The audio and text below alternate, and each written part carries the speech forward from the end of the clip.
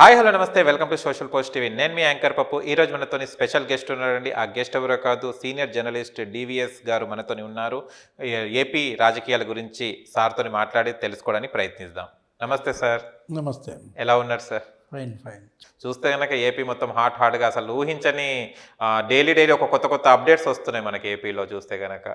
And ఇప్పటి వరకు జరిగిన రాజకీయాల్లో రోజు రోజులకి ఒక్కొక్కటి ఏదేదో కొత్తగా వస్తున్నాయి. ఓవరాల్గా మీరు ఆంధ్ర రాజకీయాలు ఎలా ఉన్నాయి అంటారు ప్రజెంట్ సిచ్యువేషన్ బట్టి? జనరల్గా సీజన్ చేంజ్ అవుతుంది. ఇది ఎలక్షన్ సీజన్. అన్ని పార్టీలకి ఎలక్షన్ ఫీవర్ వస్తుంది, సహజం. జనానికి ఒకవైపు సీజన్ చేంజ్ వల్ల జ్వరాలు వస్తున్నాయి, పార్టీలకి ఎలక్షన్ ఫీవర్తో వాళ్ళు ఉన్నారు. అక్కడ ఆంధ్రప్రదేశ్లో అధికార పార్టీ మాత్రం షర్మిల ఫీవర్ వస్తుంది. ఇలా నడుస్తుంది అన్నమాట. ఇప్పుడు ఆంధ్రప్రదేశ్లో ముఖ చిత్రం రోజుకో రకంగా మారిపోతుంది. ఇప్పుడు ఇవాళ కేవలం ఇంకా ఉన్నది ఎలక్షన్కి 70 రోజులు ఉంది. ఈ 70 రోజుల్లో మరి ఇంకా ఎన్ని మార్పులు చేర్పులు జరుగుతాయో చూడాలి. ఒక కన్ఫ్యూజన్ స్టేటస్లో అక్కడ అధికార పార్టీ ఉన్నట్టుగా కనపడుతుంది. ముఖ్యమంత్రి జగన్మోహన్ రెడ్డి ఆయన కన్ఫ్యూజ్ అయ్యి తన పార్టీని కన్ఫ్యూజ్ చేస్తూ టోటల్గా మొత్తం సిస్టమ్నే కన్ఫ్యూజ్ చేస్తున్నట్టుగా కనపడుతుంది. తెలుగుదేశం జనసేన వాళ్ళ పోరాటం వాళ్ళు చేసుకుంటున్నారు, వాళ్ళ అలయన్స్తో వాళ్ళు వెళ్తున్నారు. ఇప్పుడు కొత్తగా కాంగ్రెస్ పార్టీ అక్కడ రంగంలోకి వచ్చింది. షర్మిల ఎప్పుడైతే కాంగ్రెస్ పార్టీ అధ్యక్షురాలుగా బాధ్యతలు తీసుకుందో అక్కడ కంప్లీట్ పిక్చర్ మారిపోయింది. అంటే ఇవాళ ద్విముఖ పోటీగా ఉండేది మరి ఆమె త్రిముఖ పోటీగా మారుస్తుందా? ఎంత మేరకు షర్మిల కాంగ్రెస్ ఓట్లని రాగలదు? అధికార పార్టీ ఓట్లకి గండి కొడుతుందా, లేకపోతే ప్రభుత్వ వ్యతిరేక ఓటుని చీలుస్తుందా? ఎవరి అంచనాల్లో వాళ్ళు ఉన్నారు. షర్మిల చీల్చే ఓటే రేపటి విజేతని ఆంధ్రప్రదేశ్లో నిర్ణయిస్తుంది ఒక వాస్తవం. షర్మిల ఎంత మేరకు ఓట్లను చీల్చగలుగుతుంది, ఎవరి ఓట్లను చీలుస్తుంది అనేదే ఇక్కడ ప్రశ్న అన్నమాట. ప్రభుత్వ వ్యతిరేక ఓటుని ఆమె చీల్చటం ఎంత సాధ్యమో తెలియదు, కానీ అన్న ఓటును మాత్రం చీల్చే అవకాశం పుష్కలంగా కనపడుతుంది. ఎందుకంటే 2 ఓట్ బ్యాంకులు సిమిలర్ ఓట్ బ్యాంక్స్. ఏది కాంగ్రెస్ ఓట్ బ్యాంకు జగన్మోహన్ రెడ్డికి మళ్ళింది.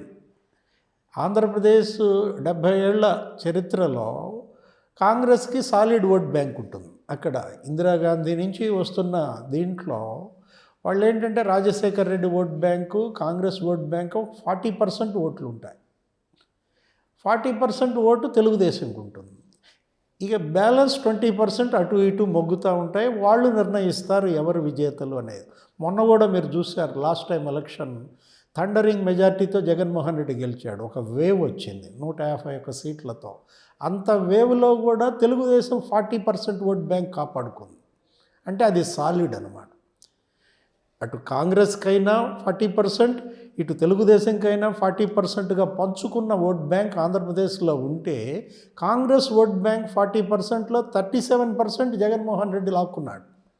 ఈ రాష్ట్ర విభజన అసమానంగా జరిగిందని దోషిగా కాంగ్రెస్ పార్టీని అక్కడ ప్రజలు 3%కి నరికేశారు. లాస్ట్ టైం ఎలక్షన్లో 2.85% వచ్చింది.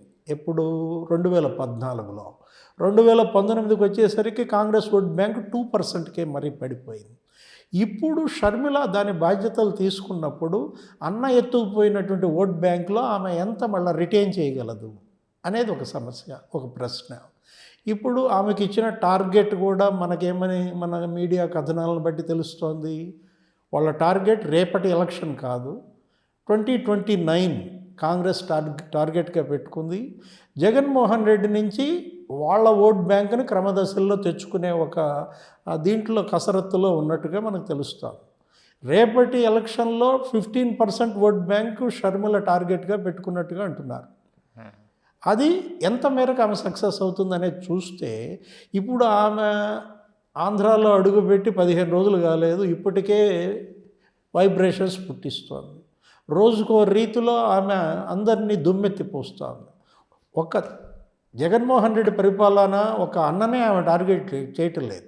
అటు తెలుగుదేశం అటు చంద్రబాబుని టార్గెట్ చేస్తోంది, తెలుగుదేశాన్ని విమర్శిస్తోంది, మరోవైపు కేంద్రంలో మోడీ ప్రభుత్వాన్ని విమర్శిస్తోంది. దీంట్లో ఏం జరుగుతోంది, అక్కడ ప్లస్ పాయింట్ ఒకటి కాంగ్రెస్ పార్టీ హస్తం గుర్తు అనేది ప్రజల మనసుల్లో బాగా ముద్రపడిన గుర్తు. రెండోది ఆమెకి రాజశేఖర్ రెడ్డి ఇమేజ్, రాజశేఖర రెడ్డి కూతురు అనేటటువంటి చరిష్మా. గతంలో ఆంధ్రప్రదేశ్లో 10 ఏళ్లుగా ఆమె పెనవేసుకుపోయింది. ఏది అన్న తరఫున పాదయాత్ర చేయడం ద్వారా కావచ్చు, మిగతా అనేక ఎన్నికల ప్రచారాల్లో కావచ్చు. షర్మిల దగ్గర 3 ఎన్నికల్లో అక్కడ ప్రచారంలో పాల్గొంది. 2012 బై ఎలక్షన్స్ ఆమె చేసింది, 2014 ఎలక్షన్లో అన్న తరపున పాల్గొంది తల్లితో కలిసి, 2019లో కూడా తల్లి చెల్లి ఇద్దరు ప్రచారం చేసే ఇవాళ జగన్మోహన్ రెడ్డి గెలిపించారు. ఇప్పుడు జగన్మోహన్ రెడ్డి అందుకే భయపడుతున్నట్టుగా కనపడతారు. ఎంత మేరకి చెల్లి తన ఓట్ బ్యాంకుకు గండి కొడుతుందనేది అతను కన్ఫ్యూజ్ అయినట్టుగా మనం చూస్తున్నాం.